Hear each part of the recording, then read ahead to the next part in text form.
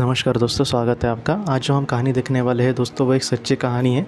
ये जिस लड़की की कहानी है उसका नाम है सैंड्रा, और ये जिस किताब से ली गई है उसका नाम है मिरेकल हैपन्स।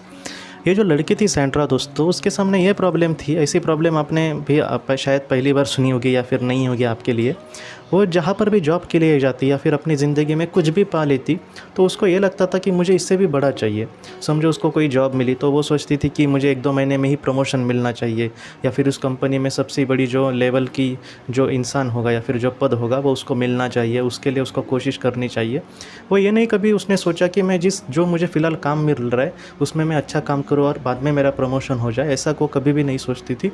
वो यही सोचती थी कि मैं कुछ बड़ा बनने के लिए मतलब उसके काबिल हूँ, फिर भी वो मुझे नहीं मिल रहा, या फिर कोई चीज़ उसको मिली तो वो सोचती थी कि इससे भी बड़ी मुझे मिलनी चाहिए, वो मुझे चाहिए।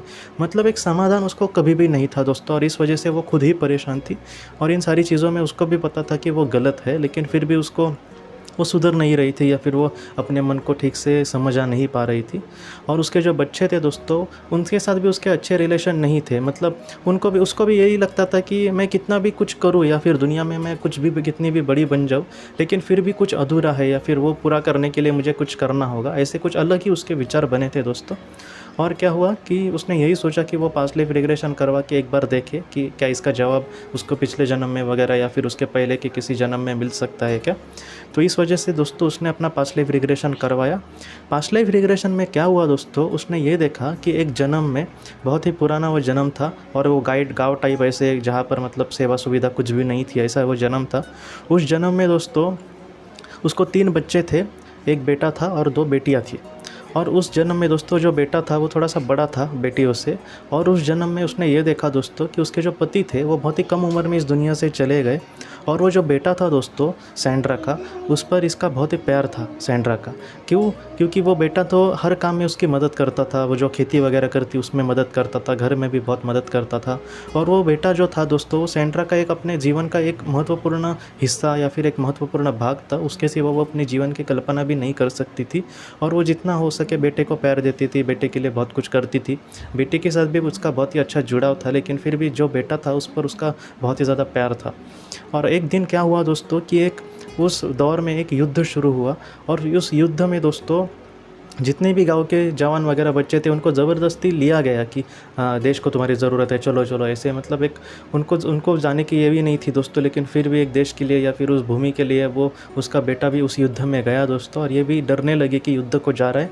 और जो इसका डर था दोस्तों, जिसके लिए ये घबरा रही थी, वही सच हुआ। उस युद्ध में दोस्तों उसका जो बेटा था वो मारा गया।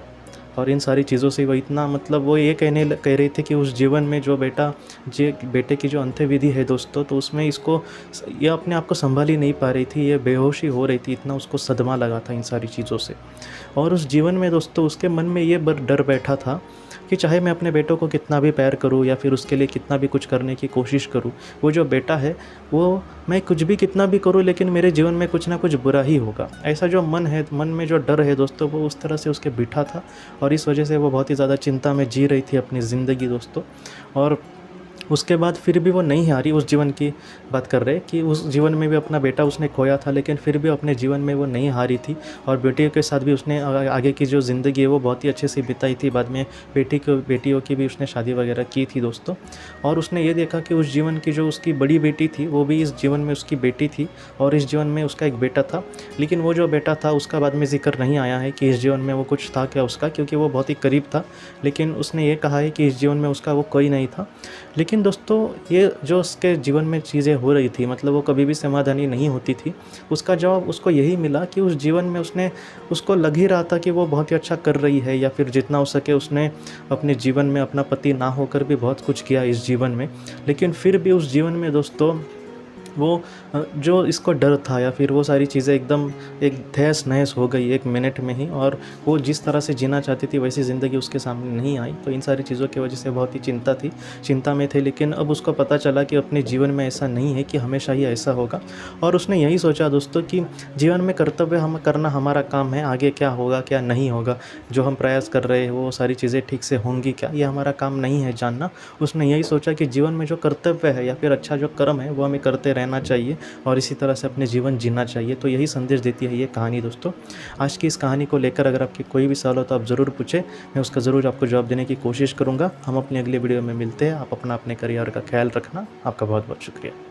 ज़िंदगी की रोशनी ये संस्था ऐसे लोगों के लिए काम करती है जिन्होंने किसी अपने को खोया है या फिर जो लोग अपनी ज़िंदगी में बहुत ही ज़्यादा दुखी है।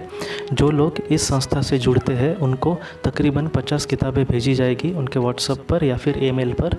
ये किताबें आत्मलोक या फिर मौत के बाद हमारे साथ क्या होता है, इन सारी चीज़ों की आपको पूरी तरह से जानकारी देगी। और इसके साथ साथ आपको एक पास्ट लाइफ रिग्रेशन थेरेपी की ऑडियो भी भेजी जाएगी। इस ऑडियो की मदद से आप घर बैठे अपनी पास्ट लाइफ रिग्रेशन करने की कोशिश कर सकते हो। बहुत लोग पास्ट लाइफ रिग्रेशन थेरेपिस्ट के पास किसी कारण के वश नहीं जा सकते, तो ऐसे लोगों के लिए मदद के लिए ये ऑडियो तैयार की गई है। तो आप ज़रूर इस संस्था से जुड़े। इस संस्था से जुड़ने के लिए सामने जो व्हाट्सएप का नंबर दिया है आप कृपया उस पर संपर्क करें। आपका बहुत बहुत शुक्रिया।